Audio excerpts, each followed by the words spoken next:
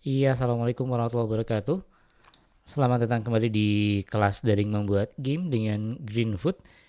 Di video kedua ini kita akan membahas tentang skenario game.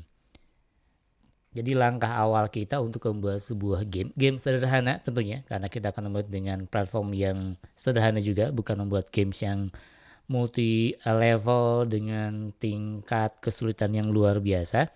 Tapi di sini kita akan berlatih untuk menggunakan berbagai fungsi pemrograman menjadi sebuah game yang sederhana dan masih dua dimensi. Apa itu skenario game? Terlebih dahulu mari kita bahas dulu sebetulnya skenario itu apa.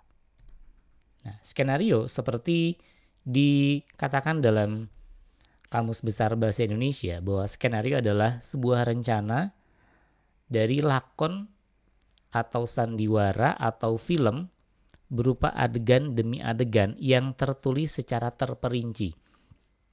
Ya kita tahu bersama kalau kita punya film, kita mau buat sandiwara, kita mau buat drama di kelas, kita membuat skenario-nya, membuat ceritanya. Nah, begitupun dengan membuat game. Sebelum kita membuat gamenya, kita harus merancang dulu skenario-nya. Supaya apa? Supaya gamenya terencana dengan baik dan memudahkan kita nanti dalam proses memprogramnya. Contohnya seperti apa? Nah ini, contoh sederhana. Jadi kita tidak akan buat skenario yang luar biasa rumit. Kita cukup implementasikan ide kita. Kita mau gamenya seperti apa. Ini ada satu contoh dari sebuah blog ya. Saya lupa mencantumkan sumbernya. Tapi ini ada dari sebuah blog, kalian bisa cari ya contoh skenario game. Di sini dia menceritakan bahwa di game ini konsepnya sama dengan game tenis meja, pingpong klasik dan game lainnya. Kalau di sini dia menggunakan pemainnya ini harus melawan AI. Wah, ini sudah level tinggi karena kita nanti harus memprogram AI-nya. Di mana dua player saling membalikkan bola agar tidak masuk dalam wilayahnya, dan bagi yang bolanya lewat dan tidak terpukul maka player itu kalah. Pemain membutuhkan poin 10 untuk memenangkan game dan seterusnya. Lalu dia juga menceritakan bahwa tingkat kesulitannya adalah level di game yang diatur menggunakan waktu. Jadi gamenya akan punya waktu tertentu. Kalau waktunya habis sebelum salah satu pemain mendapatkan poin 10 maka gamenya selesai. Oh, jadi dia cukup 10. Misalkan dia set waktunya 1 menit, kalau tidak ada yang dapat poin maka gamenya selesai atau game over.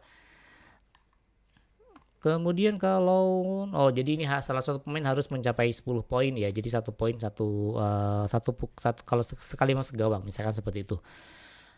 Di skenario juga kita harus menceritakan aturannya. Ini untuk acuan kita di sini pemain menggunakan tombol panah atas untuk bergeser ke atas dan panah bawah untuk bergeser ke bawah. Mulai permainan tekan spasi. Ini sebetulnya bukan bagian dari skenario ya. Ini lebih ke aturan permainan. Kemudian di bawahnya kita lihat bahwa permainan akan berakhir apabila salah satu pemain sudah mencapai skor 10. Jika AI atau komputernya yang duluan menang dapat nilai 10 maka pemainnya kalah. Lalu muncul tulisan Y kalah deh. Kalau pemainnya duluan maka pemenang atau pemain di sini dinyatakan sebagai pemenang, lalu muncul tulisan menyatakan hore. Ini salah satu contohnya. Kita tidak harus buat storyboard juga karena kita membuat gamenya bukan game komersial. Dan di pembelajaran ini pun kita cukup membuat game simple dan skenario yang menggambarkan saja, tidak perlu ada storyboard dan lain-lain. Di contoh yang akan saya sampaikan nanti, saya sudah menentukan skenario sederhananya seperti ini. Jadi kita akan buat game tentang melawan corona. Jadi skenario-nya adalah seorang anak nanti harus mengumpulkan hand sanitizer, sabun, masker dan sarung tangan. Jadi nanti akan muncul seperti hujan dari atas turun. Lalu nanti si player atau anak ini dia akan bergerak kiri dan kanan. Nah, selain dia harus mengambil barang-barang kesehatan itu, dia juga harus menghindar dari beberapa hal. Yang pertama dari bersihin orang, kemudian dari orang yang sakit. Lalu juga nanti dia harus menghindar dari sebuah virus corona. Nah, ketika nanti si player ini kena atau mengambil alat-alat kesehatan, dia akan dapat poin. Ya kita sebut sebagai healthy power atau apa misalnya, atau immune score, angka kesehatannya. Dan nanti kalau misalkan dia sebaliknya karena misalkan kena bersihin orang, karena orang yang bersentuhan dengan orang sakit, maka nanti si imunitas atau si health level, misalkan kita sebut sebagai level kesehatannya akan berkurang. Nah, ketika level kesehatannya nanti mencapai 0, maka dia akan mati, playernya ya. Jadi playernya akan mati, gamenya berakhir. Atau kalau dia langsung nanti mengenai virus coronanya langsung, nanti kita gambarkan dengan simbol tertentu, maka gamenya pun akan berakhir. Nah, ini juga cukup kita buat skenario yang seperti ini ya, singkat, tapi kita nanti akan tahu seperti apa permainannya. Ini bisa kita lengkapi, nanti kita kembangkan. Setiap kena masker, misalkan health levelnya misalkan plus, kalau hand sanitizer plus 1, misalkan sabun plus 5, masker dia plus 5, sarung tangan misalkan plus 2.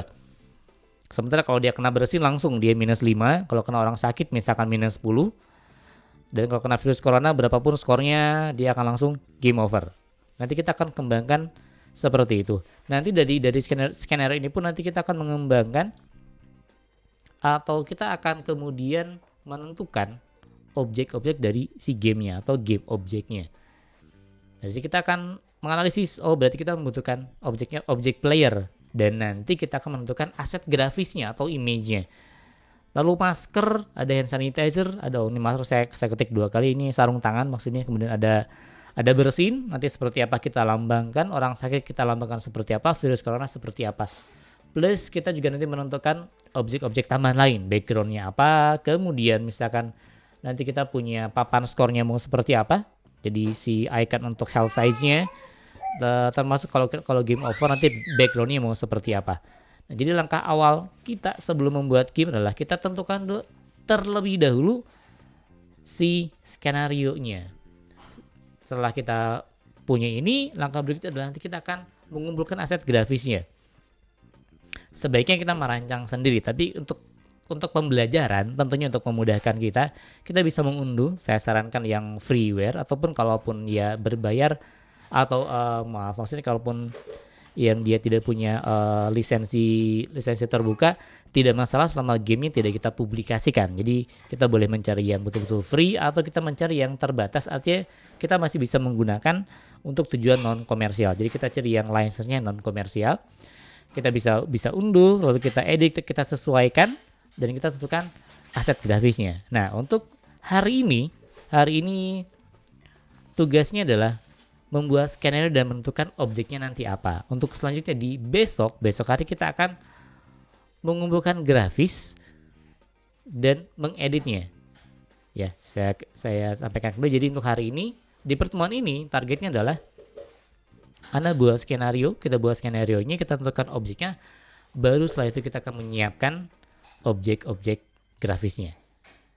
Itu saja untuk video kedua di pembelajaran kelas daring membuat game 2 dimensi dengan menggunakan Greenfoot. Sampai bertemu di video selanjutnya. Terima kasih sudah menyaksikan. Assalamualaikum warahmatullahi wabarakatuh.